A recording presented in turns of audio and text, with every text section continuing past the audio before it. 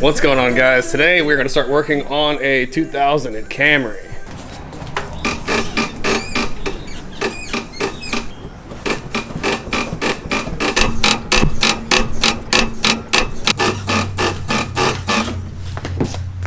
Alright, so we got some quick struts, okay, and they're quick because they come all together, as you can see here. They're super duper cheap. There's pros and cons of these things. The pros, they're super cheap, super fast. Cons is who knows how long this thing's gonna last. But I usually don't recommend putting in quick struts in anything really that you put a lot of miles on. If you daily it, put a lot of miles on. Don't really recommend it. You should probably go with a better strut. These guys here are only 120 bucks for the pair, and some real shocks struts that are name brand, they go from $50 a piece all the way up to $120 a piece just for the the shock itself. So if you're getting all this for $120 for the pair, who knows how long this is gonna last. Okay, so when you're doing struts, always the first thing you're gonna want to do is you're gonna want to disconnect the sway bar links on both sides. When you do both sides, it's gonna make your life a lot easier, okay? Because the sway bar link is actually putting tension on your strut here. So if we can get both of them out of the way, there's no tension, and it should make your life a whole lot easier.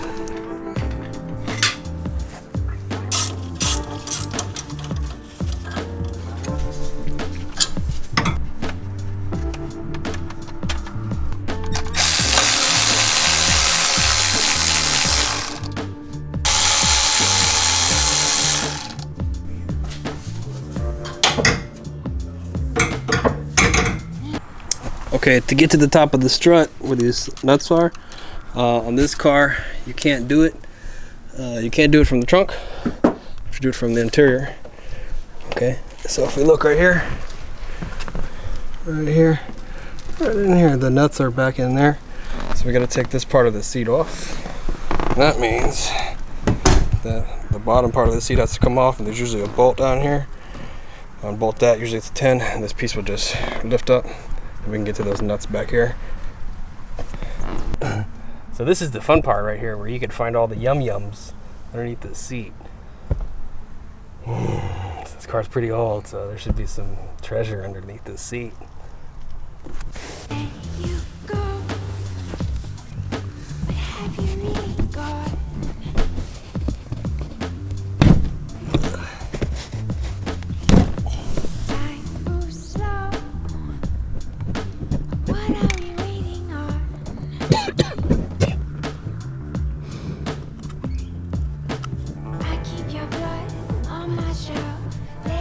As far as I'm going. Alright, so I don't want to find out what's underneath there, so I'm not taking the seat off all the way. The bolt's right there. So in your newer cars, a lot of things tend to be 10 millimeter, but in this car, everything's a 12.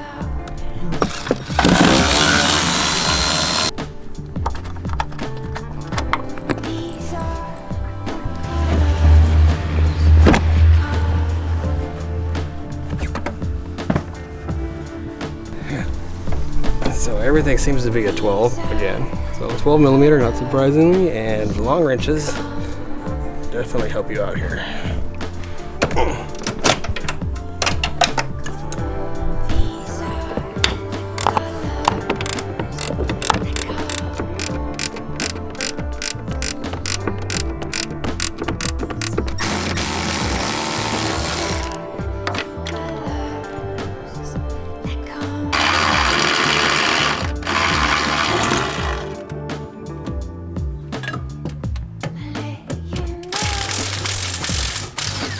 You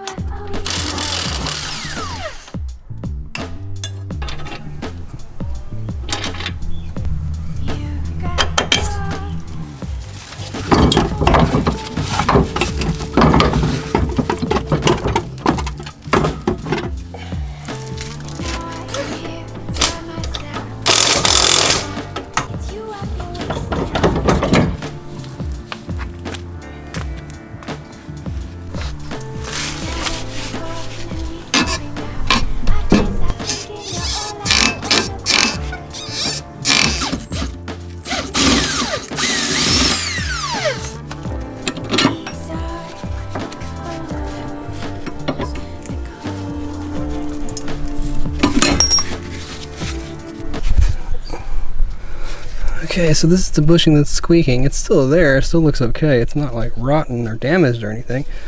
It just might be a little bit dry.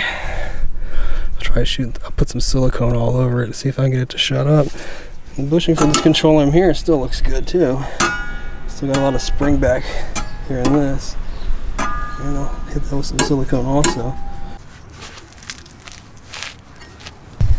Alright, so what I'm going to end up using, I love using this stuff. This is some PP Blaster, and it's actually made for garage doors, and it's silicone based, okay? So it's okay for rubber parts and stuff like that, and it dries up dry, okay, and it stays where you want it to stay. So it's not like WD-40, which will dry up, or wheel bearing grease or anything like that, and it won't tear up the rubber either, because it's just silicone.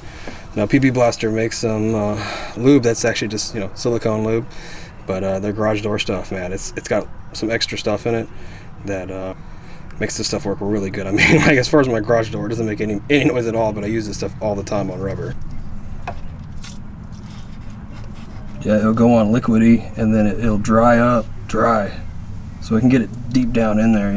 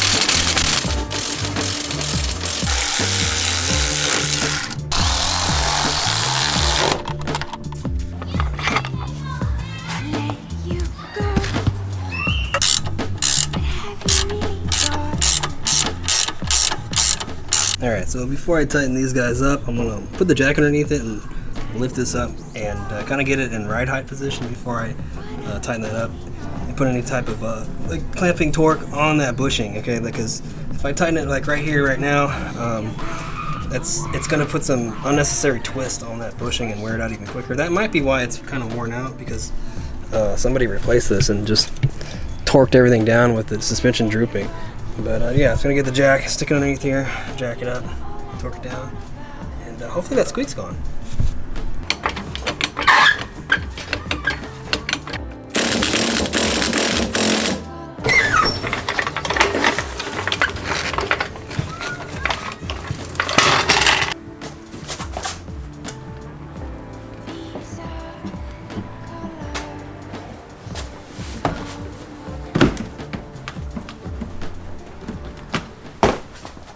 Whew, well, got that done.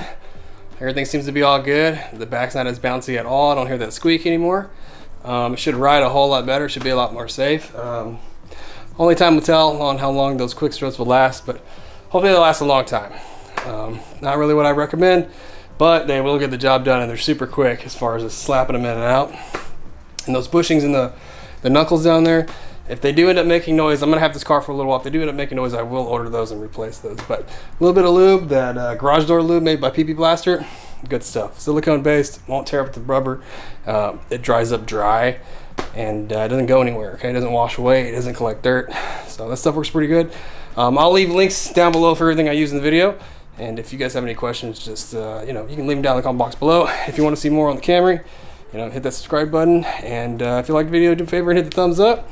In the next video, I'm going to be working on the brakes, trying to find out what's going on with the brakes, and after that, I'm going to find out what's going on with the steering wheel, and then lastly will probably be that passenger door. It doesn't like to lock, it doesn't like to open, it doesn't like to do anything. So That's pretty much it. You guys take care of yourself and have a great weekend. I'll see you on the next one. Later, guys.